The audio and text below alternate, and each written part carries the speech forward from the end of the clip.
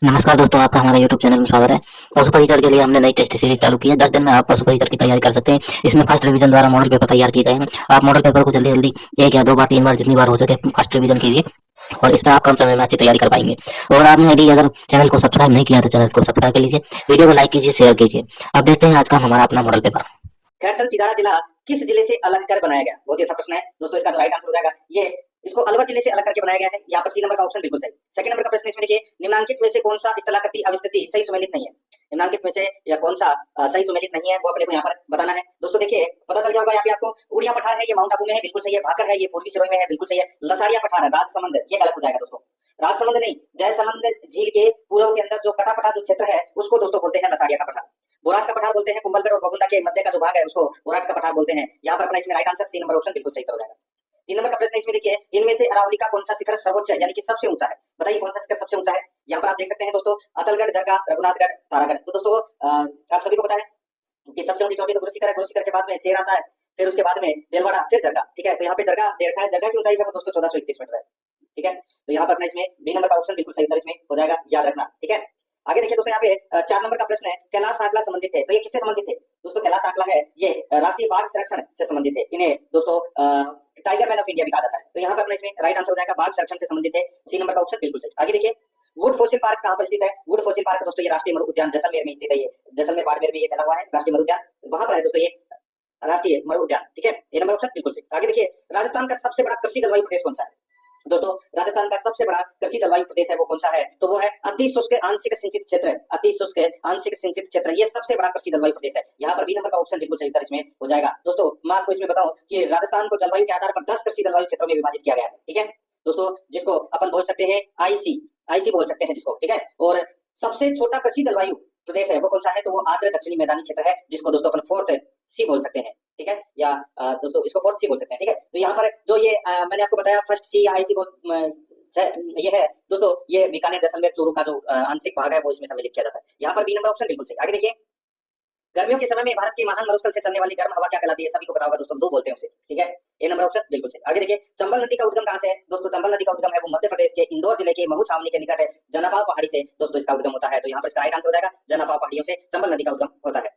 आगे देखिए, सूची फर्स्ट को सूची सेकंड से सुमेलित करना है। सूची फर्स्ट में दोस्तों यहाँ पर बांध दे रखे हैं और सूची सेकंड में अवस्थिति दे रखी है, यानी कि कौन सी नदी पर वो बांध बना हुआ है। यहाँ पर देखिए दोस्तों, अकावंत बांध, अकावंत बांध है ये कौन सी नदी पर है? तो दोस्तों ये परवन नदी पर है। ठीक है, मेधा बांध कोठारी नदी पर है, सीकरी बांध है ये रूपारेल नदी पर है, और चूली देह बांध ये काली सिंध नदी पर है। तो यहाँ पर अपना इसमें राइट आंसर क्या हो जाएगा? 4 3 2 1 इस प्रश्न का राइट आंसर हो जाएगा। गुट भाषा में अगर अपन उत्तर दें तो सी नंबर का ऑप्शन बिल्कुल सही हो जाएगा। 10 नंबर का प्रश्न है, निम्नलिखित में से जेत सागर, गेप सागर और डायला तालाब क्रमशः किन जिलों में स्थित है? दोस्तों जेत सागर, गेप सागर और डायला तालाब क्रमशः किन जिलों में स्थित है? इसका जो राइट आंसर हो जाएगा दोस्तों, गेप सागर का है तो दोस्तों डूंगरपुर में है, और जेत सागर का है तो ये बूंदी में है, तो और जो डायला तालाब है ये बांसवाड़ा में है। तो यहाँ पर अपना इसमें राइट आंसर हो जाएगा दोस्तों डी नंबर का जो ऑप्शन है वो इसका बिल्कुल सही उत्तर इसमें हो जाएगा। ठीक है, गेप सागर डूंगरपुर में, जेत सागर बूंदी में और डायला तालाब बांसवाड़ा में है। डी नंबर ऑप्शन बिल्कुल सही। आगे देखिए, निम्नलिखित में से कौन सा युग्म सही सुमेलित है? कौन सा युग्म सही सुमेलित है वो अपने को यहाँ पर बताना है। चंबल परियोजना राजस्थान और उत्तर प्रदेश, तो उत्तर प्रदेश नहीं मध्य प्रदेश आएगा। ठीक है, नर्मदा नहर राजस्थान उत्तर प्रदेश, तो उत्तर प्रदेश इसमें गलत हो जाएगा। ये नर्मदा नहर परियोजना है ये दोस्तों गुजरात, राजस्थान और एमपी की ये परियोजना है। ठीक है, माही बजाज सागर राजस्थान मध्य प्रदेश गलत हो जाएगा दोस्तों, माही बजाज सागर राजस्थान और गुजरात की परियोजना है। ठीक है, व्यास परियोजना राजस्थान, पंजाब, हरियाणा, ये इसमें बिल्कुल सही है। तो यहाँ पर डी नंबर का जो ऑप्शन है वो इसका बिल्कुल सही उत्तर हो जाएगा। आगे देखिए, 12 नंबर का प्रश्न है, इंदिरा गांधी नहर परियोजना का विचार किसके दिमाग की उपज है? तो दोस्तों ये कंवर सेन, दोस्तों कंवर सेन के दिमाग की उपज है। यहाँ पर डी नंबर का जो ऑप्शन है वो इसका बिल्कुल सही उत्तर हो जाएगा। दोस्तों कंवर सेन ने ही इंदिरा गांधी की रूपरेखा प्रस्तुत की थी, और कंवर सेन को ही इंदिरा गांधी नहर का जनक माना जाता है। दोस्तों प्रारंभ में इसका नाम राजस्थान नहर था, लेकिन 3 नवंबर 1984 को इसका नाम है वो इंदिरा गांधी नहर परियोजना है वो कर दिया गया था। यहाँ पर डी नंबर का ऑप्शन बिल्कुल सही। 13 नंबर का प्रश्न है, जनगणना 2011 के अनुसार राजस्थान की कुल जनसंख्या कितनी है? तो कुल जनसंख्या की अगर मैं बात करूं तो दोस्तों वो है 6.86 करोड़। ठीक है, यहाँ पर बी नंबर का ऑप्शन बिल्कुल सही कर जाएगा। 14 नंबर का प्रश्न है, 2011 की जनगणना के अनुसार निम्नलिखित में से किस जिले की जनसंख्या सबसे अधिक है? तो सबसे अधिक कौन से जिले की जनसंख्या है? दोस्तों इसका राइट आंसर हो जाएगा सबसे अधिक दोस्तों जयपुर जिले की जनसंख्या। यहाँ पर अपना इसमें सही उत्तर डी नंबर का ऑप्शन बिल्कुल सही उत्तर हो जाएगा। ठीक है, सर्वाधिक जनसंख्या वाले जिले दोस्तों नंबर 1 पे जयपुर, फिर जोधपुर, फिर अलवर, फिर नागौर, फिर उदयपुर। ठीक है, यहाँ पर डी नंबर ऑप्शन बिल्कुल सही। 25 नंबर का प्रश्न है, दिल्ली मुंबई इंडस्ट्रियल कॉरिडोर के प्रथम चरण में राजस्थान के किन क्षेत्रों का विकास किया जा रहा है? दिल्ली मुंबई इंडस्ट्रियल कॉरिडोर के प्रथम चरण में राजस्थान के किन क्षेत्रों का विकास किया जा रहा है? तो दोस्तों इसमें कुसखेड़ा, भिवाड़ी, निमराना, जोधपुर, पाली, मारवाड़। तो दोस्तों इन दोनों यानी कि उपरोक्त ए और बी दोनों क्षेत्रों का विकास है वो दोस्तों इसमें किया जा रहा है। यहाँ पर सी नंबर ऑप्शन बिल्कुल सही। नेक्स्ट आगे देखिए, यहाँ पे 16 नंबर का प्रश्न है, सूची फर्स्ट को सूची सेकंड से सुमेलित करना है। सूची फर्स्ट में हवाई अड्डा दे रखा है, सूची सेकंड में जिला दे रखा है। देखिए नाल हवाई अड्डा कहां पर है, तो दोस्तों नाल हवाई अड्डा बीकानेर में है। महाराणा प्रताप हवाई अड्डा कहां है, तो दोस्तों ये उदयपुर में है। रातानाडा हवाई अड्डा कहां है, तो ये जोधपुर में है। और लालगढ़ हवाई अड्डा कहां है, तो दोस्तों ये श्रीगंगानगर में है। यहाँ पर इस प्रश्न का जो राइट आंसर हो जाएगा वो क्या हो जाएगा दोस्तों, 3-1-4-2 यानी कि कुटुंब समय अगर अपन देखें तो यहाँ पर ए नंबर का जो ऑप्शन है वो इसका बिल्कुल सही उत्तर हो जाएगा। 17 नंबर का प्रश्न है, राष्ट्रीय कृषि विकास योजना के अंतर्गत राजस्थान को केंद्रीय सहायता के रूप में भारत सरकार के प्रतिशत योगदान को बताइए। बताइए राष्ट्रीय कृषि विकास योजना के अंतर्गत राजस्थान को केंद्रीय सहायता के रूप में भारत सरकार के प्रतिशत योगदान को बताइए। तो इस प्रश्न का जो राइट आंसर हो जाएगा वो है इसमें 60%। यहाँ पर ए नंबर का जो ऑप्शन है वो इसका बिल्कुल सही हो जाएगा 60%। 18 नंबर का प्रश्न है, इसमें देखिए राजस्थान के किस भाग में तांबे के पुराने प्रचुर भंडार है। राजस्थान के किस भाग में तांबे के पुराने प्रचुर भंडार है, सही उत्तर हो जाएगा खेतड़ी में है। ठीक है, हिंदुस्तान कॉपर लिमिटेड का है तो दोस्तों खेतड़ी में है। सी नंबर ऑप्शन बिल्कुल सही। आगे देखिए निम्न में से कौन सी संस्था राजस्थान के औद्योगिक विकास को गति देने वाली संस्था है, तो वो है दोस्तों रिको। कौन सी है, रिको। ठीक है दोस्तों, रिको की स्थापना कब हुई थी, 1980 में हुई थी। इसका मुख्यालय है तो जयपुर में है। बी नंबर ऑप्शन बिल्कुल सही। आगे देखिए रायसिंह प्रशस्ति का संबंध निम्नलिखित में से किससे है। रायसिंह प्रशस्ति की का जो संबंध है वो दोस्तों किससे है, इसका राइट आंसर हो जाएगा। अभी देखिए बात हो रही है रायसिंह का शासक था बीकानेर का, तो बीकानेर के शासकों से संबंधित है। यहाँ पर अपना बी नंबर का ऑप्शन बिल्कुल सही हो जाएगा। आगे देखिए हड़प्पा सभ्यता आधारित है विश्व का सबसे बड़ा संग्रहालय बनने जा रहा है। हड़प्पा सभ्यता आधारित विश्व का सबसे बड़ा संग्रहालय बनने जा रहा है कहाँ पर, तो दोस्तों ये बनने जा रहा है राखीगढ़ी में। कहाँ पर है, राखीगढ़ी में बनने जा रहा है दोस्तों। राइट आंसर हो जाएगा यहाँ पे डी नंबर ऑप्शन बिल्कुल सही। कहाँ पर है ये राखीगढ़ी, तो दोस्तों ये हरियाणा में है। ठीक है नेक्स्ट आगे देखिए 22 नंबर का प्रश्न है, मंडोर के प्रतिहार शासकों में निम्नलिखित में से कौन व्याकरण, तर्कशास्त्र, ज्योतिष कला और काव्य रचना में कुशल थे और उन्हें प्रत्यक्ष रूप से एक से अधिक भाषाओं में प्रतिष्ठित कवि के रूप में स्वीकार किया गया था। बताइए दोस्तों मंडोर के प्रतिहार शासकों में निम्नलिखित में से कौन व्याकरण, तर्कशास्त्र, ज्योतिष कला और काव्य रचना में कुशल थे और उन्हें प्रत्यक्ष रूप से एक से अधिक भाषाओं में प्रतिष्ठित कवि के रूप में स्वीकार किया गया था। दोस्तों इसका राइट आंसर हो जाएगा वो है कक्का। नाम क्या है दोस्तों, कक्का। ठीक है याद रखना, ये मुंगेर के युद्ध में भी इन्होंने भाग लिया था दोस्तों। राइट आंसर हो जाएगा यहाँ पे कक या कक्का। सी नंबर का ऑप्शन बिल्कुल सही इसमें हो जाएगा। ये मंडोर के प्रतिहार शासक थे, कक या कक्का बोल सकते हैं आप इसको। ठीक है सी नंबर ऑप्शन बिल्कुल सही। आगे देखिए सुमेलित करना है दोस्तों। ठीक है निम्नलिखित व उनके शासकों की सूचियों को सुमेलित कीजिए। सूची फर्स्ट और सूची सेकंड यहाँ पर दे रखा है। देखिए सूची फर्स्ट में दोस्तों बूंदी दे रखा है, तो बूंदी का शासक कौन था, तो दोस्तों बूंदी का शासक था देव सिंह।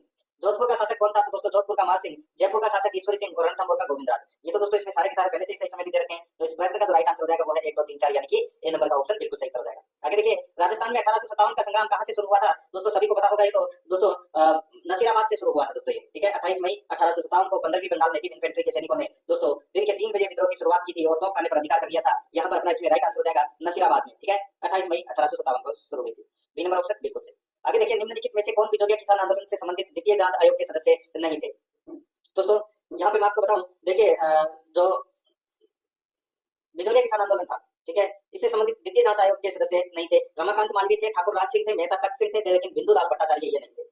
यहाँ पर अपना इसमें राइट आंसर क्या हो जाएगा वो है डी नंबर का जो ऑप्शन है वो इसका बिल्कुल सही इसमें हो जाएगा, याद रखना। ठीक है आगे देखिए यहाँ पे मेवाड़ पुकार 21 सूत्री मांग पत्र का संबंध किससे था। मेवाड़ पुकार 21 सूत्री मांग पत्र का संबंध किससे था, इसका राइट आंसर हो जाएगा वो है मोतीलाल तेजावत है। यहाँ पर ए नंबर का जो ऑप्शन है वो इसका बिल्कुल सही हो जाएगा, मोतीलाल तेजावत। ठीक है इन्हें दोस्तों क्या कहा जाता है, आदिवासियों का मसीहा कहा जाता है, बाबू जी के नाम से जाना जाता है। ठीक है राइट आंसर इसमें ए नंबर ऑप्शन से। आगे देखिए 27 नंबर का प्रश्न है, किसकी अध्यक्षता में 8 से 9 मई 1938 के दौरान जयपुर राज्य प्रजामंडल का प्रथम अधिवेशन संपन्न हुआ। दोस्तों यहाँ पे बात हो रही है कि किसकी अध्यक्षता में जयपुर राज्य प्रजामंडल का प्रथम अधिवेशन संपन्न हुआ 8 से 9 मई 1938 को। तो इसका राइट आंसर हो जाएगा जमनालाल बजाज की अध्यक्षता में संपन्न हुआ था। यहाँ पर ए नंबर का ऑप्शन बिल्कुल सही।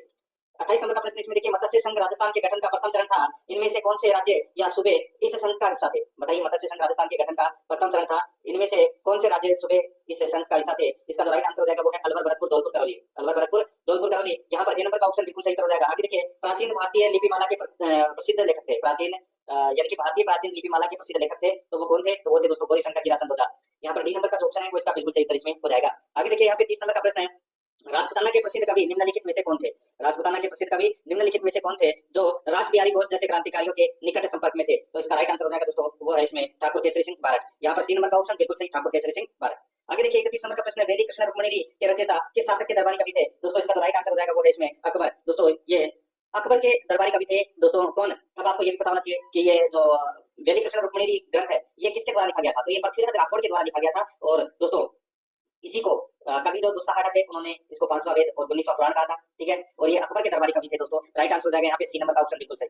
32 नंबर का प्रश्न है, आदिवासी जातियों में पत्नी अपने पति को छोड़कर दूसरे पुरुष के साथ रहने लग जाती है, यह कौन सी प्रथा है। दोस्तों ये प्रथा है, ये नाता प्रथा है। कौन सी है, नाता। ए नंबर का जो ऑप्शन है वो इसका बिल्कुल सही, नाता प्रथा।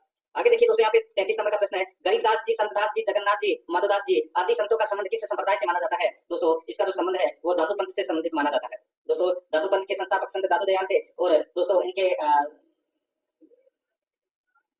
इनके धातुपन से संबंधित गरीबदास जी, संतदास जी, जगन्नाथ जी, माधवदास जी, ये दोस्तों इसी धातुपन से संबंधित है, यानी कि इसी संप्रदाय से संबंधित माने जाते हैं। यहाँ पर ए नंबर ऑप्शन बिल्कुल सही कर जाएगा। आगे देखिए, वैष्णव धर्म निम्नलिखित संप्रदायों में से राजस्थान में सबसे कम लोकप्रिय कौन सा संप्रदाय है?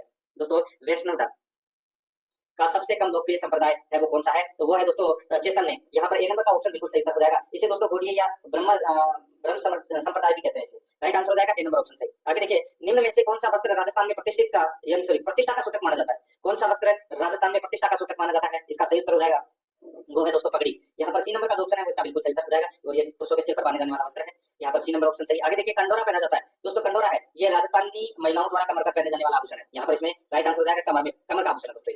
आगे देखिए, निम्नलिखित में से किसने टोंक में नृत्य, गायन और संगीत के लिए एक शानदार हॉल सुनहरी कोठी का निर्माण करवाया? दोस्तों टोंक में सुनहरी कोठी का जो निर्माण है वो किसने करवाया? दोस्तों इसका जो राइट आंसर हो जाएगा वो है नवाब मोहम्मद इब्राहिम अली खान। नवाब मोहम्मद इब्राहिम अली खान ने सुनहरी कोठी का निर्माण करवाया दोस्तों टोंक में, और इसे शीश महल भी कहा जाता है। राइट आंसर हो जाएगा यहाँ पे डी नंबर का ऑप्शन बिल्कुल सही। 38 नंबर का प्रश्न इसमें देखिए, इनमें से कौन मांड गायन में सिद्धहस्त नहीं है? इनमें से कौन है मांड गायन में सिद्धहस्त नहीं है? इसका राइट आंसर हो जाएगा दोस्तों देखिए, गुलाबो एक नृत्यांगना है। गुलाबो क्या है? एक नृत्यांगना है, ठीक है। बाकी अल्लाह जलाबाई, गौरीबाई और बन्नो बेगम ये तीनों मांड गायन में सिद्धहस्त है। राइट आंसर आ जाएगा यहाँ पे सी नंबर ऑप्शन बिल्कुल सही। आगे देखिए, सचियाई माता कुलदेवी है, तो सचियाई माता किसकी कुलदेवी है? तो ये ओसवालों की कुलदेवी है। यहाँ पर बी नंबर का ऑप्शन बिल्कुल सही हो जाएगा, ओसवालों की कुलदेवी है। आगे देखिए, सुमेलित कीजिए, एक तरफ लोक देवता है, दूसरी तरफ मुख्य तीर्थ स्थल है। दोस्तों यहाँ पर आप देख सकते हैं तल्लीनाथ जी का जो मुख्य तीर्थ स्थल है वो है पांचोटा गांव जालोर। तेजा जी का है दोस्तों परबसर रीरवाणा कुचामन में, और देवनारायण जी का है वो है दोस्तों आसिंद भीलवाड़ा, और बाबू जी का है गोलूगांव कड़ोदी। तो यहाँ पर अपना इसमें राइट आंसर क्या हो जाएगा? ए बी डी सी, इसका बिल्कुल सही उत्तर हो जाएगा ए बी डी सी, यानी कि सही कोड का अपने को यहाँ पर चुनना था, तो ए बी डी सी यानी कि डी नंबर का जो ऑप्शन है वो इसका बिल्कुल सही। 41 नंबर का प्रश्न इसमें देखिए, पर्युषण पर्व किस धर्म से संबंधित है? पर्युषण पर्व दोस्तों ये जैन धर्म से संबंधित है। यहाँ पर इसका right answer D number option हो जाएगा। आगे देखिए, सीताबाड़ी में किस जनजाति से संबंधित मेला लगता है? दोस्तों सीताबाड़ी के अंदर दोस्तों सहरिया जनजाति का मेला लगता है दोस्तों। यहाँ पर सी नंबर का ऑप्शन राइट आंसर हो जाएगा दोस्तों, ये सहरिया जनजाति का मेला है, ये दोस्तों सीताबाड़ी में लगता है। कहाँ पर है सीताबाड़ी? तो ये दोस्तों बारां जिले की शाहबाद तहसील के केलवाड़ा गांव के निकट सीताबाड़ी में दोस्तों ये मेला लगता है, ठीक है। यहाँ पर अपना इसमें right answer C number option. आगे देखिए, किशनगढ़ शैली किसके लिए प्रसिद्ध है? दोस्तों किशनगढ़ शैली किसके लिए प्रसिद्ध है? तो दोस्तों ये चित्रकला के लिए प्रसिद्ध है। यहाँ पर बी नंबर ऑप्शन बिल्कुल सही हो जाएगा। आगे देखिए, सुमेलित कीजिए, एक तरफ है दोस्तों हस्तकला है और दूसरी तरफ केंद्र है। यहाँ पर देखिए, अजरक प्रिंट कहाँ की प्रसिद्ध है? तो दोस्तों ये बाड़मेर की प्रसिद्ध है अजरक प्रिंट। पावरलूम कपड़ों की छपाई ये कहाँ की प्रसिद्ध है? तो दोस्तों ये बालोतरा की प्रसिद्ध है। मोटड़ा कहाँ के प्रसिद्ध है? मोटड़ा जोधपुर के प्रसिद्ध है, और मसूरिया है वो कैथून कोटा की प्रसिद्ध है। यहाँ पर अपना इसमें राइट आंसर क्या हो जाएगा? देखिए 4 3 2 1 इसका बिल्कुल सही उत्तर हो जाएगा। 4 3 2 1 कौन सा ऑप्शन है? यहाँ पर आप देख सकते हैं सी नंबर का ऑप्शन, यही अपना सही उत्तर हो जाएगा। 45 नंबर का प्रश्न है, राजस्थान के किस गढ़ को दारादार गढ़ के नाम से भी जाना जाता है? बात हो रही है दोस्तों यहाँ पे चौमुहा गढ़ की। यहाँ पर डी नंबर का ऑप्शन बिल्कुल सही उत्तर हो जाएगा, चौमुहा गढ़ यानी कि चौमू का किला। डी नंबर का ऑप्शन बिल्कुल सही। आगे देखिए, 1793 ईस्वी में राजा बख्तावर सिंह द्वारा निर्मित कौन सा भवन अब जिला कलेक्टर हाउसिंग सरकारी कार्यालय है? बताइए, 1793 ईस्वी में राजा बख्तावर सिंह द्वारा निर्मित कौन सा भवन अब जिला कलेक्ट्रेट हाउसिंग सरकारी कार्यालय है? इसका जो राइट आंसर हो जाएगा वो है अलवर सिटी पैलेस। यहाँ पर सी नंबर का ऑप्शन बिल्कुल सही हो जाएगा, अलवर सिटी पैलेस। आगे देखिए, यहाँ पे 47 नंबर का प्रश्न है, चांद बावड़ी कहाँ है? चांद बावड़ी कहाँ पर है? तो दोस्तों ये आवानेरी दौसा में है। यहाँ पर सी नंबर का ऑप्शन बिल्कुल सही हो जाएगा, आवानेरी दौसा में है। आगे देखिए, अजमेर शरीफ है दरगाह में बुलंद दरवाजा निम्नलिखित में से किसने बनवाया था? दोस्तों बुलंद दरवाजा किसने बनवाया था? इसका राइट आंसर हो जाएगा वो है दोस्तों महमूद सुल्तान महमूद खिलजी, ठीक है। दोस्तों महमूद खिलजी ने बुलंद दरवाजा बनवाया था, ठीक है, अजमेर शरीफ दरगाह में। यहाँ पर बी नंबर का ऑप्शन बिल्कुल सही इसमें हो जाएगा, याद रखना, ठीक है।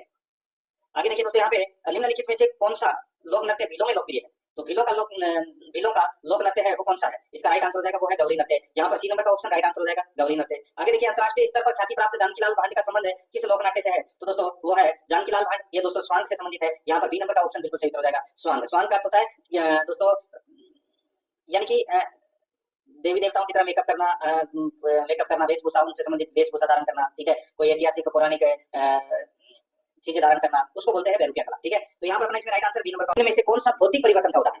बताइए, भौतिक परिवर्तन का उदाहरण कौन सा है मित्रों? यहाँ पर देखिए, जंग लगना, चांदी का काला होना, कागज का जलना, पानी का जो उबलना है, ये दोस्तों भौतिक परिवर्तन है, ठीक है। तो यहाँ पर इसका राइट आंसर क्या हो जाएगा? सी नंबर का ऑप्शन बिल्कुल सही इसमें हो जाएगा, ठीक है, याद रखना। आगे देखिए, इनमें से कौन सा रासायनिक परिवर्तन है? तो दोस्तों रासायनिक परिवर्तन कौन सा है, ठीक है। तो दोस्तों इसका जो राइट आंसर क्या हो जाएगा? रासायनिक परिवर्तन है मक्खन का खट्टा होना। क्या है? मक्खन का खट्टा होना। दोस्तों आप अगर मक्खन को खुली हवा के अंदर रख दोगे, ठीक है, तो वो ऑटोमेटिक खट्टा हो जाएगा। जैसे अपनी छाछ को भी अगर रख देते हैं तो खट्टी हो जाती है, ठीक है। तो ये क्या है? रासायनिक परिवर्तन है। ए नंबर का जो ऑप्शन है वो इसका बिल्कुल सही इसमें हो जाएगा। आगे देखिए, यहाँ पे इथेनोइक एसिड का सामान्य नाम होता है। इथेनोइक एसिड का सामान्य नाम क्या होता है? तो दोस्तों इसका सामान्य नाम होता है एसिटिक अम्ल, यानी कि एसिटिक एसिड। यहाँ पर बी नंबर का ऑप्शन बिल्कुल सही हो जाएगा। आगे देखिए, 54 नंबर का प्रश्न है, निम्नलिखित में से किस धातु को चाकू से काटा जा सकता है? तो दोस्तों चाकू से काटा जा सकता है किसे? तो दोस्तों ये प्रश्न अभी पूछा गया था। तो दोस्तों देखिए, लिथियम, सोडियम और पोटेशियम ये इतनी मुलायम होती है कि इनको चाकू से काटा जा सकता है, ठीक है, इनके घनत्व और गलनांक कम होते हैं। याद रखना परीक्षा में लिथियम ऑप्शन में आया था, अगर लिथियम नहीं आया तो सोडियम आएगा, सोडियम नहीं आएगा तो पोटेशियम आएगा। तो यहाँ पर अपना इसमें राइट आंसर ए नंबर का ऑप्शन हो जाएगा, ठीक है, सोडियम।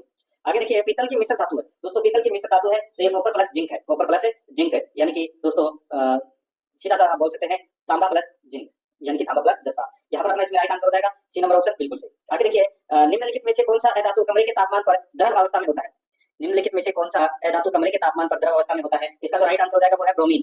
यहाँ पर सी नंबर का जो ऑप्शन है वो इसका बिल्कुल सही हो जाएगा, ब्रोमीन। और दोस्तों ब्रोमीन का प्रतीक क्या है? तो दोस्तों ये है Br, और ये कितने नंबर पर परमाणु संख्या कितनी है इसकी? तो इसकी 35 है, ठीक है। तो यहाँ पर अपना इसमें right answer C number option हो जाएगा। आगे देखिए कैल्शियम क्लोराइड का रासायनिक सूत्र क्या है? कैल्शियम क्लोराइड का रासायनिक सूत्र CaCl2, CaCl2। तो यहाँ पर कैल्शियम क्लोराइड का रासायनिक सूत्र ए नंबर का ऑप्शन बिल्कुल सही हो जाएगा।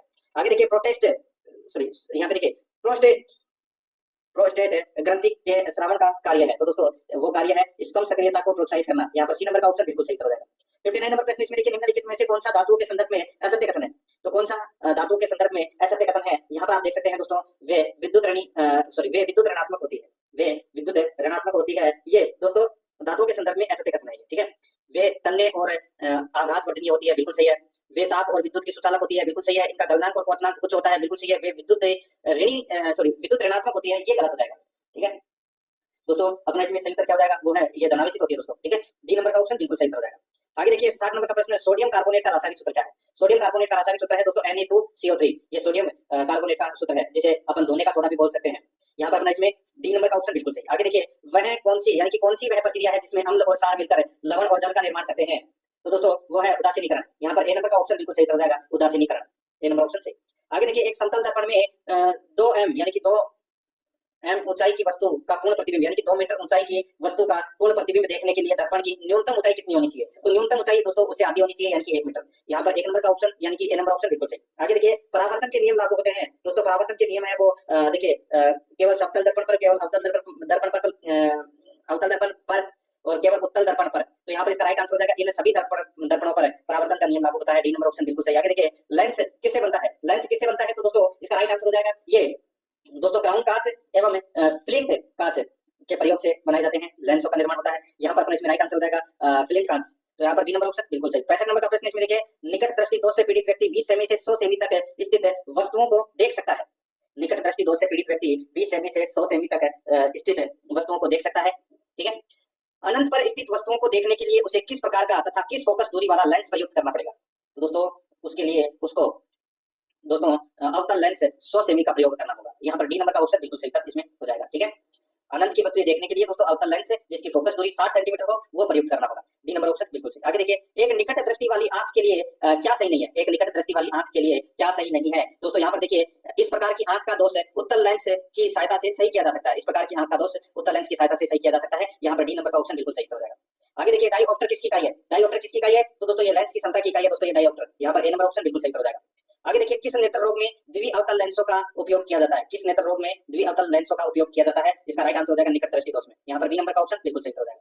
आगे देखिए निम्न में से कौन सा हार्मोन थायराइड ग्रंथि द्वारा स्रावित नहीं होता? बताइए कौन सा हार्मोन थायराइड ग्रंथि द्वारा स्रावित नहीं होता? इसका राइट आंसर हो जाएगा वो है थाइमोसिन। यहाँ पर डी नंबर का ऑप्शन बिल्कुल सही हो जाएगा, थाइमोसिन। आगे देखिए 70 नंबर का प्रश्न है एक न्यूरॉन के एक्सोन और दूसरे न्यूरॉन के डेंड्राइट के बीच की संधि को कहते हैं? तो दोस्तों उसको कहते हैं सिनेप्स। यहाँ पर डी नंबर का ऑप्शन बिल्कुल सही हो जाएगा, उसे सिनेप्स कहते हैं, ठीक है। आगे देखिए 71 नंबर प्रश्न है तंत्रिका तंतु तंत्रिकीय सूचनाओं को संप्रेषित करते हैं। दोस्तों इसका राइट आंसर हो जाएगा वो है विद्युत रासायनिक। तो यहाँ पर सी नंबर ऑप्शन बिल्कुल सही हो जाएगा, ठीक है। आगे देखिए दोस्तों यहाँ पे निम्नलिखित में से कौन सा आनुवंशिक रोग नहीं है? आनुवंशिक रोग दोस्तों इसमें देखिए रतौंधी नहीं है। रतौंधी विटामिन ए की कमी से होने वाला रोग है। बाकी रंजकहीनता, हिमोफीलिया, व्रणांतता ये दोस्तों आनुवंशिक रोग है। यहाँ पर ए नंबर का ऑप्शन बिल्कुल सही हो जाएगा। आगे देखिए एक रोगग्रस्त मानव शरीर की निम्न अवस्थाओं पर विचार कीजिए। एक रोगग्रस्त मानव शरीर की निम्न अवस्थाओं पर विचार कीजिए। इसका जो राइट आंसर हो जाएगा वो है दोस्तों इसमें देखिए यहाँ पर सूजे हुए लसिका पर, रात्रि में पसीना आना, स्मृति का लोप होना, वजन का घटना। तो यहाँ पर ये पूछा गया है कि एक रोगग्रस्त मानव शरीर की किन अवस्थाओं पर प्रभाव पड़ेगा? तो दोस्तों यहाँ पर जो ये 4 ऑप्शन दे रखे हैं फिर अपने को कूट भाषा में उत्तर देना है। तो दोस्तों इसके अंदर देखिए इसके अंदर इन सभी चीजों का दोस्तों प्रभाव पड़ेगा, ठीक है, यानी कि इन सभी अवस्थाओं पर प्रभाव पड़ेगा। तो यहाँ पर अपना इसमें इनमें से एड्स के लक्षण है तो सारे हैं। राइट आंसर हो जाएगा यहाँ पे डी नंबर का ऑप्शन बिल्कुल सही। आगे देखिए निद्रा रोग नामक बीमारी होती है। तो दोस्तों निद्रा रोग नामक बीमारी होती है, ये बीमारी होती है दोस्तों ट्रिपेनोसोमा नामक एक कोशिकीय जीव से। यहाँ पर डी नंबर का ऑप्शन राइट आंसर हो जाएगा। 75 नंबर प्रश्न इसमें देखिए एक अभाव रोग है, एक डिफिशियंसी रोग है। दोस्तों यहाँ पर देखिए क्वासी और हिमोफीलिया ये दोनों दोस्तों क्या है? एक अभाव रोग है। तो यहाँ पर अपना इसमें राइट आंसर ए नंबर का ऑप्शन हो जाएगा 1 तथा 3। आगे देखिए उत्तर प्रदेश के सबसे बड़ी पर्यटन केंद्र के रूप में कौन सा शहर उभरा है? उत्तर प्रदेश के सबसे बड़े पर्यटन केंद्र के रूप में कौन सा शहर उभरा है? इसका जो राइट आंसर हो जाएगा वो है दोस्तों इसमें अयोध्या। यहाँ पर सी नंबर का ऑप्शन बिल्कुल सही उत्तर हो जाएगा अयोध्या। आगे देखिए दोस्तों, यहाँ पे अब अपने करंट अफेयर से संबंधित प्रश्न है वो प्रारंभ हो चुके हैं 76 से, ठीक है। आगे देखिए केंद्रीय वित्त मंत्री ने हाल ही में किस शहर में जीएसटी भवन का उद्घाटन किया? जीएसटी भवन का उद्घाटन दोस्तों उदयपुर में किया है। यहाँ पर सी नंबर ऑप्शन बिल्कुल सही। 78 नंबर का प्रश्न है यूनिफाइड पेंशन स्कीम लागू करने वाला पहला राज्य कौन बना है? तो दोस्तों यूनिफाइड पेंशन स्कीम लागू करने वाला पहला राज्य है वो दोस्तों महाराष्ट्र बना है। यहाँ पर अपना इसमें सी नंबर का ऑप्शन बिल्कुल सही हो जाएगा महाराष्ट्र, ठीक है।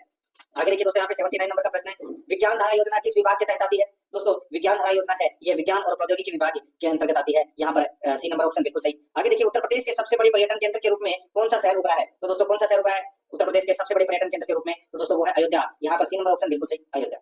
आगे देखिए हाल ही में किस केंद्रीय मंत्री ने भास्कर पोर्टल लॉन्च किया है? तो दोस्तों भास्कर पोर्टल है ये पीयूष गोयल ने लॉन्च किया है। यहाँ पर सी नंबर का ऑप्शन बिल्कुल सही हो जाएगा, ठीक है, पीयूष गोयल। आगे देखिए क्रिकेटर डुनिथ वेलालेज को अगस्त 2024 के लिए ICC men's player of the month चुना गया है। वह किस टीम के खिलाड़ी है? बहुत ही अच्छा प्रश्न है दोस्तों।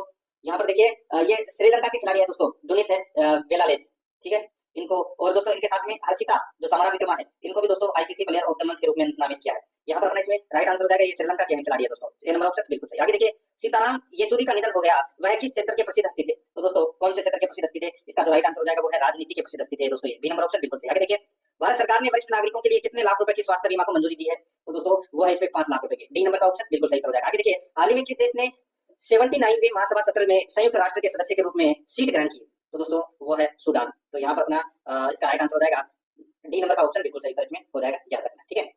आगे देखिए दोस्तों, अब अपने प्रश्न है वो मैथ से संबंधित प्रश्न है, ठीक है। देखिए एक दुकान में 3500 रुपए यानी कि अंकित मूल्य वाला एक कोट 2800 रुपए में बेचा जाता है, तो कितने प्रतिशत की छूट दी गई? तो दोस्तों सीधा सा है भाई, 3500 में से 2800 गए तो कितने बचे? 700। तो 700 बटे 3500 इंटू 100, ये करना है, 0 से 0 कट गया, ठीक है, 7 पंजे 35, ठीक है, ये 100 में 5 का भाग दे लीजिए, कितना आएगा? तो दोस्तों 20, तो 20% की छूट दी गई। यहाँ पर बी नंबर का ऑप्शन बिल्कुल सही हो जाएगा।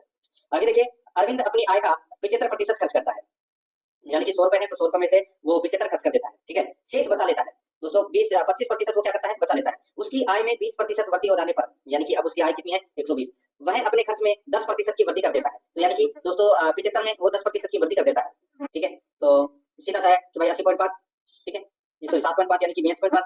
अब देखिए तदनुसार उसकी बचत में कितने प्रतिशत की वृद्धि हो जाएगी? तो उसके बचत में कितने प्रतिशत की वृद्धि है वो दोस्तों यहाँ पर हो जाएगी, ठीक है। तो यहाँ पे खर्च मैंने आपको बता दिया दोस्तों, 75 है तो 75 का 10% आप देख लीजिए, तो 7.5 होता है, तो यहाँ पे खर्च है वो 82.5 हो जाएगा।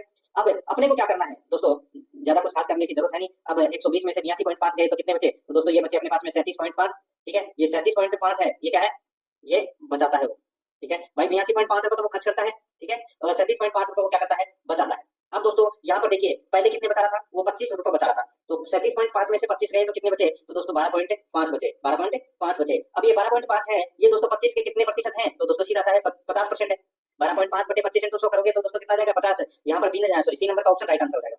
आगे देखिए किसी परीक्षा में चरण ने 54 अंक प्राप्त किए जो कुल अंकों का 72% के बराबर था। परीक्षा कितने अंकों की थी? दोस्तों सीधा सा है, कुछ नहीं करना, 54 अंक प्राप्त किए, ठीक है, जो कि 72 के बराबर थे, तो दोस्तों ये 72 बटे 100, ठीक है, सॉरी इसमें देखिए क्या पूछा है, ये किसी परीक्षा में चरण ने 54 अंक प्राप्त किए जो कुल अंकों का 72% के बराबर है, तो दोस्तों सीधा सा है 100% निकालना है, तो ये बटे 100 बस, ठीक है। काट लीजिए इसको आप काटोगे तो दोस्तों देखिए 18 दूनी 36, 18 तीन 54 और 18 चौके 72, ठीक है।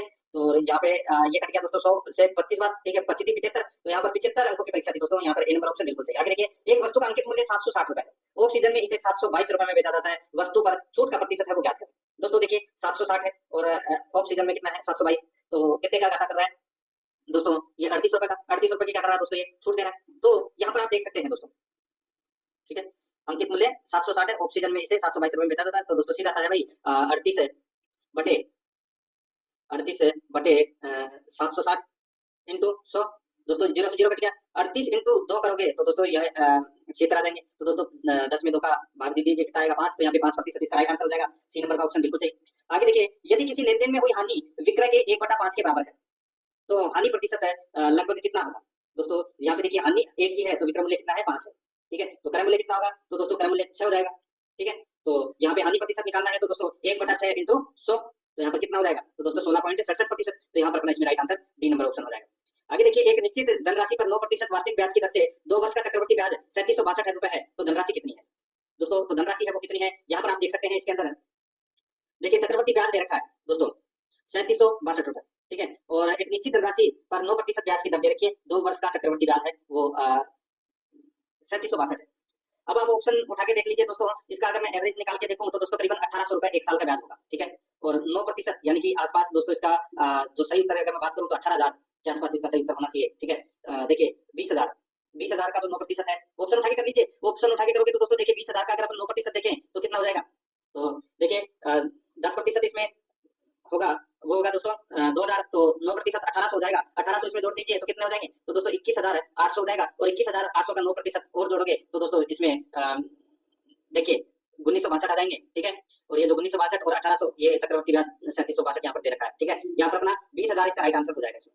आगे देखिए 92 नंबर का प्रश्न है, 250 रुपए, ठीक है, ये रुपए 250 रुपए की राशि पहले वर्ष में 4% और दूसरे वर्ष में 8% चक्रवर्ती ब्याज पर कितनी हो जाएगी।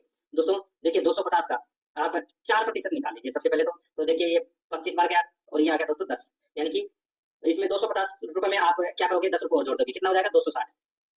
अब दोस्तों इसका 8% और निकाल लीजिए, तो यहाँ से दोस्तों 0 से 0 कट गया, ये दोस्तों 2 से 4 बार कटा, ये 2 से 5 बार कटा, ठीक है। और यहाँ पे देखिए 26 इंटू 4 करोगे तो दोस्तों कितना आएगा, 26 इंटू 4 करोगे तो ये आएगा 104, ठीक है। 104 में आप दोस्तों 5 का भाग दोगे तो कितना आएगा, तो दोस्तों ये आएगा 20.8, ठीक है, 20.8 है। तो यहाँ पे 260 में 20.8 जोड़ दीजिए, कितना आ जाएगा 280.8, ठीक है। तो यही अपना सही उत्तर हो जाएगा, बी नंबर ऑप्शन बिल्कुल सही। आगे देखिए 4200 की एक राशि साधारण ब्याज में 3 वर्षों में 5082 हो जाती है, ब्याज की वार्षिक दर है वो अपने को यहाँ पर ज्ञात करनी है। सबसे पहले तो मैं आपको बताऊं दोस्तों 4200 में से ये जो 5082 है वो घटा देंगे तो कितना आ जाएगा, दोस्तों ये आ जाएगा 882, ठीक है। अब 3 दूनी 6, 3 दूनी कितना हो जाएगा दोस्तों 6, ठीक है। फिर 9 27, फिर एक यानी कि 294, ये 294 है वो क्या है, ब्याज है, ये एक साल का ब्याज है दोस्तों 294। अब ये 4200 का कितना प्रतिशत है, वही अपना क्या हो जाएगा, सही उत्तर हो जाएगा दोस्तों। अब ये 4200 का मैं आपको बताऊं तो दोस्तों 294 बटे 4200 इंटू 100 कर लीजिए, तो दोस्तों ये 0 से 0 कट गया, ठीक है। अब दोस्तों यहाँ पर देखिए अगर मैं 40 से देखूं, ठीक है, तो 28, देखिए 4 9 36, तो 24 240 7, हाँ ठीक है, ये आ गया दोस्तों। देखिए 42 को 7 से मल्टीप्लाई करोगे तो दोस्तों 294 आ जाएगा, ठीक है। 294 में 42 का भाग दोगे तो कितना आएगा 7, तो यही अपना सही उत्तर हो जाएगा, बी नंबर का ऑप्शन बिल्कुल सही। आगे देखिए किसी धनराशि पर 8% वार्षिक ब्याज दर पर 5 वर्ष में प्राप्त होने वाला साधारण ब्याज है दोस्तों 3040 है, तो धनराशि कितनी होगी। अब दोस्तों देखिए किसी तरह अब इसमें आपको क्या करना है, ऑप्शन उठा के करो तो बढ़िया है, नहीं तो आप ऐसे भी कर सकते हो। जैसे कि दोस्तों यहाँ पे 3040 दे रखा है, ये क्या दे रखा है, साधारण ब्याज दे रखा है, इंटू 100 बटे दर कितनी दे रखी है, दर 8 दे रखी है, समय कितना दे रखा है 5 दे रखा है, बस इसको काट लो आपस में, ठीक है। ये काटा तो कितना आया 20, और इसको काटा तो दोस्तों ये 10 और ये 4, ये 2 और ये 5, ठीक है। और ये दोस्तों इसमें 1520 इंटू 5 करोगे तो कितना आएगा, तो 15 5 75, ठीक है। तो 7500 तो ये हो गए, और 120 रुपये और जोड़ दीजिए, सॉरी 100 रुपये और जोड़ दीजिए, तो दोस्तों ये 76 आ जाएगा इसका सही उत्तर, ठीक है। ये नंबर ऑप्शन बिल्कुल सही। आगे देखिए दो संख्याओं का अनुपात 3:4 है, यदि दोनों संख्याओं में से 5 घटा दिया जाए तो उनका अनुपात 2:3 हो जाता है। इनमें सबसे छोटी संख्या कौन सी होगी, ये आप ऑप्शन के अनुसार कर सकते हैं। सबसे छोटी संख्या दोस्तों आप 15 रख के देख लीजिए, आपका सही उत्तर निकल कर आ जाएगा, ठीक है। तो यहाँ पर दोस्तों सी नंबर का ऑप्शन बिल्कुल सही उत्तर इसमें हो जाएगा। आगे देखिए सचिन, अनिल और अंकुर ने एक परिवार में क्रमशः 26,400, 27,600 और 28,800 लगाई। वर्ष के अंत में दोस्तों 69,000 यानी कि 72,000 के कुल लाभ में अंकुर का लाभ है वो ज्ञात कीजिए। दोस्तों यहाँ पर आप देख सकते हैं इनका सबसे पहले अपन क्या करेंगे, सचिन, अनिल और अंकुर ने एक व्यापार प्रारंभ किया है, ठीक है। तो देखिए इसमें सबसे पहले अपन इनका क्या करेंगे, अनुपात निकालेंगे, ठीक है। पूंजियों का अनुपात है वो दोस्तों इसका अनुपात निकालेंगे, तो इनका अनुपात निकल कर आ जाएगा दोस्तों 22 23, ठीक है। उसके बाद में दोस्तों किसके अंकुर के भाग का निकालना है, तो दोस्तों इसमें देखिए इनका अनुपात निकालोगे आप तो 22 है, 23 है और 24 है, ये इसका अनुपात आ जाएगा, ठीक है। इसमें अंकुर का अनुपात है वो कितना है, तो दोस्तों 24 है, ये अंकुर का अनुपात है, ये अनिल का है और ये सचिन का है। तो यहाँ पर 24 बटे तीनों अनुपातों का योग कितना होता है 69, तो यहाँ पर 69 इंटू यहाँ पर 69,000 दे रखा है, तो यहाँ पर 1000 आ जाएगा, 24,000, 24 को मल्टीप्लाई करेंगे 1000 से कितना आ जाएगा 24,000, तो यहाँ पर अपना इसमें राइट आंसर सी नंबर का ऑप्शन हो जाएगा, 24,000 आ जाएगा दोस्तों, ये अंकों का भाग। और बाकी के और भाग देख सकते हैं, एक आएगा 22,000, एक आएगा 23,000, ठीक है। तो यहाँ पर सी नंबर ऑप्शन बिल्कुल सही। आगे देखिए 97 नंबर का प्रश्न है, एक पार्किंग में सभी वाहनों का औसत वजन 4000 किग्रा है, 12 वाहनों का औसत वजन 6000 किग्रा है। दोस्तों यहाँ पे मैं अभी बताऊं आपको, तो 12 इंटू 6000 कर दीजिए सबसे पहले तो, ठीक है। तो 12 ठीक है 72, तो दोस्तों इसमें 72,000 हो जाएगा। शेष वाहनों का औसत वजन 3000 किग्रा है। दोस्तों देखिए एक पार्किंग में सभी वाहनों का औसत वजन 4000 किग्रा है, ठीक है। तो यहाँ पे 12 वाहनों का औसत वजन है वो कितना है 6000 किग्रा, शेष वाहनों का औसत वजन 3000 किग्रा है। पार्किंग में वाहनों की कुल संख्या कितनी है ये अपने को यहाँ पर दोस्तों बताना है। अब आप दोस्तों ऑप्शन उठा के भी डायरेक्ट भी कर सकते हैं, ठीक है। जैसे कि मैंने ऑप्शन उठा लिया दोस्तों यहाँ पे 36 है, ठीक है। ये सबसे ज्यादा आसानी रहेगी दोस्तों आपके लिए। तो यहाँ पर दोस्तों 36 इंटू 4000 कर लीजिए। 36 इंटू आपको ऑप्शन देखा दे रखा है ना, तो यहाँ पे 36 इंटू 4000 कर लीजिए, ठीक है। और फिर दोस्तों 12 वाहनों का औसत वजन है वो उसमें से घटा दीजिए, बचेगा जो उसका 3000 का है, ठीक है। तो यहाँ पर अपना इसमें राइट आंसर क्या हो जाएगा, ए नंबर का ऑप्शन बिल्कुल सही। आगे देखिए एन अवलोकनों का औसत 38 है, एन अन्य अवलोकनों का औसत 42 है और शेष एन अवलोकनों का औसत 55 है, सभी अवलोकनों का औसत है वो क्या होगा। दोस्तों यहाँ पर देखिए 38 है प्लस है 42 है प्लस है 55 है बटे कितनी संख्या है 3, बस कितने होते हैं इनका टोटल होता है दोस्तों 135। 135 में 3 का भाग दे लीजिए कितना आएगा 45। तो यहाँ पर बी नंबर का ऑप्शन बिल्कुल सही हो जाएगा। आगे देखिए वह छोटी से छोटी संख्या ज्ञात कीजिए जिसमें 3 घटाने पर प्राप्त 21, 24, 27 और 45 से विभाजित हो जाए। दोस्तों यहाँ पर देखिए वह छोटी से छोटी संख्या दोस्तों इन तीनों से विभाजित होने वाली जो है वो है 2520, ठीक है। 2520 है ये दोस्तों किससे विभाजित हो जाएगी, तो ये 840 से 840 प्लस 3 दोस्तों ये 2520 है, ये 3 से विभाजित हो जाएगी। तो यहाँ पर दोस्तों 840 आएगा और 840 में 3 जोड़ दीजिए 843। ये दोस्तों सबसे छोटी संख्या है जिससे 3 घटाने पर प्राप्त संख्या। यहाँ पर बी नंबर ऑप्शन बिल्कुल सही। आगे देखिए 3 अंकों की वह सबसे बड़ी संख्या ज्ञात कीजिए जो 6, 8, 10 और 16 से पूर्णतः विभाज्य हो।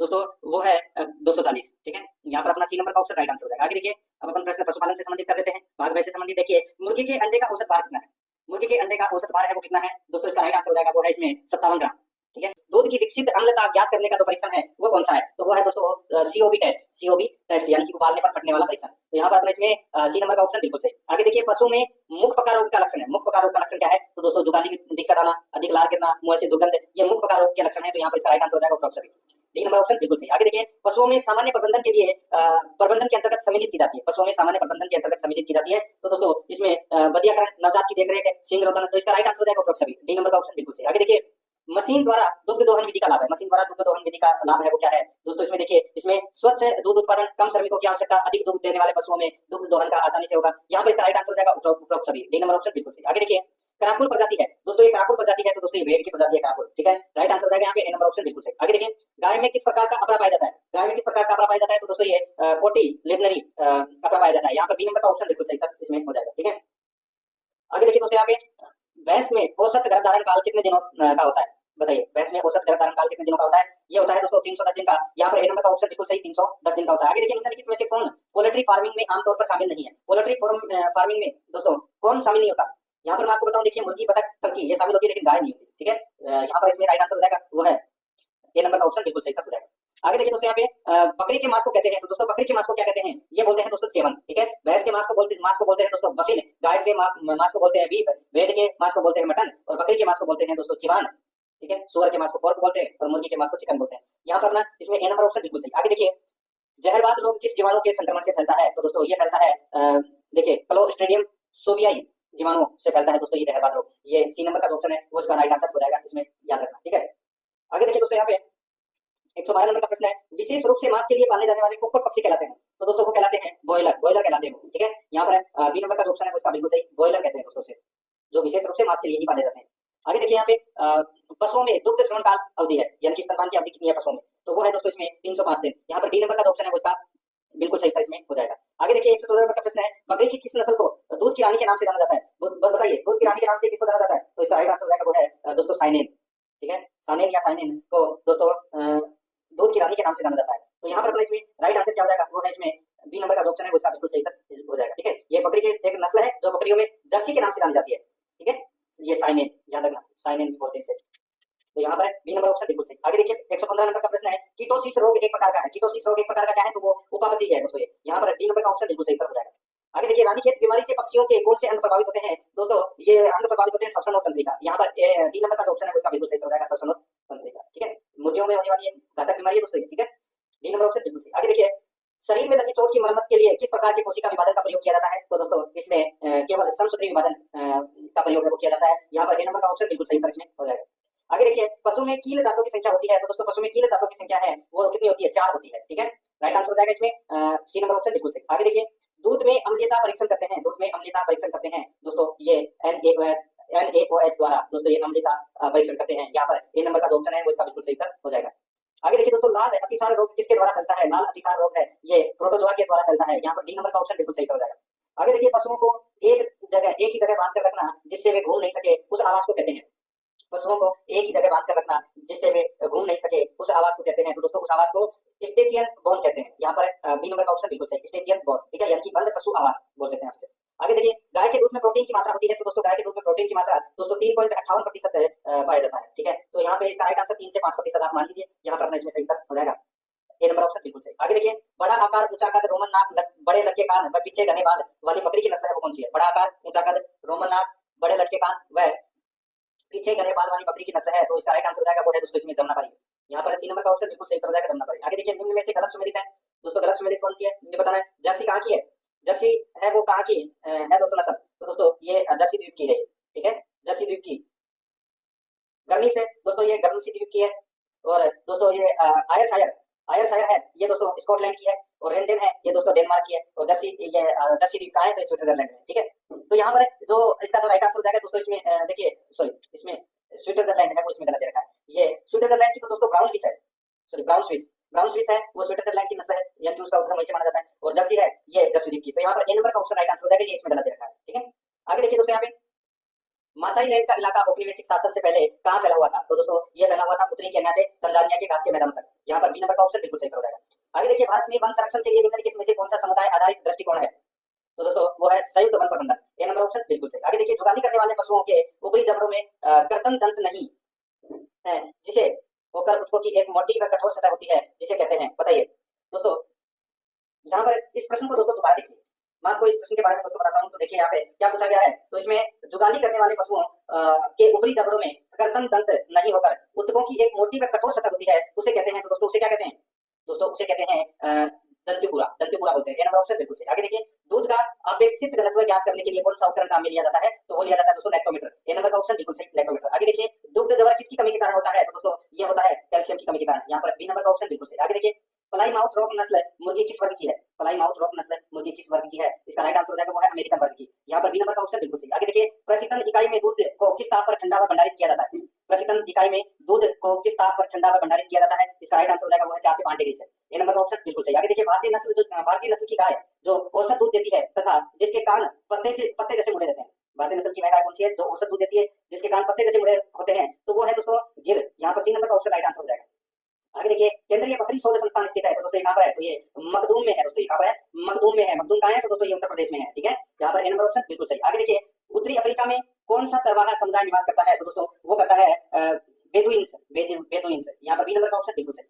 आगे देखिए यहाँ पे नवीनतम आकलन के अनुसार भारतीय राज्य में सर्वाधिक वन क्षेत्र है, तो वो है कौन सा? तो वो है अरुणाचल प्रदेश। अरुणाचल प्रदेश में दोस्तों सर्वाधिक वन क्षेत्र अपने व्यापक वन क्षेत्र के लिए जाना जाता है, इसमें सी नंबर का ऑप्शन राइट आंसर हो जाएगा। आगे देखिए पशु की भार गणना हेतु लंबाई होती है, पशु की भार गणना हेतु लंबाई होती है, तो वो होती है दोस्तों कंधे से अपलास्ती बिंदु तक पशु की लंबाई, तो यहाँ पर अपना इसमें ए नंबर का ऑप्शन बिल्कुल सही। आगे देखिए दूध में किस तत्व की कमी पाई जाती है? दूध में किस तत्व की कमी पाई जाती है? तो दोस्तों इसमें देखिए दूध में दोस्तों यहाँ पर आप देख सकते हैं कि लोहा की कमी पाई जाती है दोस्तों, दूध में मैग्नीशियम, कैल्शियम और फास्फोरस पाए जाते हैं, यहाँ पर ए नंबर का ऑप्शन बिल्कुल सही इसमें हो जाएगा, ठीक है। आगे देखिए गलघोटू रोग हेतु टीकाकरण के संदर्भ में सत्य कथन कौन सा है? तो दोस्तों सत्य कथन इसमें देख सकते हैं आप, यह टीका 5 ml चमड़ी के नीचे लगाया जाता है, यह टीका जून व दिसंबर माह में लगाया जाता है, यह टीका वर्ष में 2 बार अनिवार्य है गलघोटू रोग के लिए। राइट आंसर हो जाएगा यहाँ पे उपरोक्त सभी, डी नंबर का ऑप्शन बिल्कुल सही। आगे देखिए जैविक अपशिष्ट में सुधार करते हैं, दोस्तों जैविक अपशिष्ट में सुधार करते हैं, इसका राइट आंसर हो जाएगा वो है मिट्टी की हाइड्रोलिक चालकता, जल निस्पंदन दर, जल धारण क्षमता, इसका राइट आंसर हो जाएगा उपरोक्त सभी, डी नंबर ऑप्शन बिल्कुल सही। आगे देखिए दूध और क्रीम के मिश्रण से बना उत्पाद जिसमें कम से कम 10.5% दूध वसा हो कहलाता है, तो इसका राइट आंसर हो जाएगा वो है दोस्तों आधा और आधा, यहाँ पर सी नंबर का ऑप्शन है वो इसका बिल्कुल सही उत्तर हो जाएगा। आगे देखिए दराती आकार के सींग की किस नस्ल की विशेषता है? यानी कि हंसिया आकार के सींग भैंस की किस नस्ल की विशेषता है? तो इसका राइट आंसर हो जाएगा वो है सुरती की, यहाँ पर ए नंबर का ऑप्शन बिल्कुल सही। आगे देखिए आरएनए में यूरोसिल किस नाइट्रोजन बेस के स्थान पर होती है? तो ये होती है दोस्तों थाइमिन की बेस पर, तो यहाँ पर डी नंबर ऑप्शन बिल्कुल सही। आगे देखिए गुज्जर बकरवाल समुदाय का संबंध किस राज्य से है? दोस्तों ये संबंध है ये जम्मू कश्मीर में है ये, ठीक है, और ये गुज्जर बकरवाल ये चरवाहा समुदाय में से एक है दोस्तों ये, ठीक है, बी नंबर ऑप्शन बिल्कुल सही। आगे देखिए भारत में कौन से वन्यजीव अभयारण्य एशियाई शेरों का एकमात्र प्राकृतिक आवास है? तो वो है दोस्तों गिर वन राष्ट्रीय उद्यान, सी नंबर ऑप्शन बिल्कुल सही। आगे देखिए किस पशु में ओस पेनिस हड्डी पाई जाती है? तो इसका सही उत्तर हो जाएगा वो है कुत्ता, ए नंबर का ऑप्शन बिल्कुल सही कुत्ता। आगे देखिए निम्न में से हल्के रेचक का उदाहरण है, तो दोस्तों हल्के रेचक का उदाहरण वो है इसबगोल की भूसी, यहाँ पर सी नंबर का ऑप्शन बिल्कुल सही। आगे देखिए रानीखेत रोग से प्रभावित अंग है, रानीखेत रोग से प्रभावित अंग है, तो वो है दोस्तों इसमें श्वसन तंत्र और तंत्रिका तंत्र, तो यहाँ पर इसका राइट आंसर हो जाएगा ए और बी दोनों।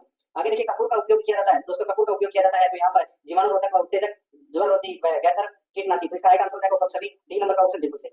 आगे देखिए एक पशु के शरीर की सबसे बड़ी कोशिका इनमें से कौन सी है? तो वो है दोस्तों इसमें कौन सी? तो वो है कोशिका में कितने अंडाणु बनते हैं? तो दोस्तों इसमें कितने अंडाणु बनते हैं? तो यहाँ पर इसका राइट आंसर हो जाएगा एक अंडाणु, ठीक है। दोस्तों आपने पशु परिचर का मॉडल पेपर देखा। हमारे सभी मॉडल पेपर प्ले लिस्ट में तैयार है। आप वहां से प्ले लिस्ट में से अपने पुराने मॉडल पेपर भी देख सकते हैं। सभी मॉडल पेपर प्ले लिस्ट में है। आप एक एक दो करके सभी मॉडल पेपर को फर्स्ट रिवीजन कर लीजिए। ये फर्स्ट रिवीजन से इसके अंदर जितने भी सवाल है आपको कम समय में जल्दी से जल्दी तैयारी मिलेगी। 10 दिन में हमारा टारगेट है, 10 दिन में पूरा कोर्स कंप्लीट करा दिया जाएगा। इसके अंदर आप हमारे मॉडल पेपर को देख करके अपनी तैयारी मजबूत कर सकते हैं।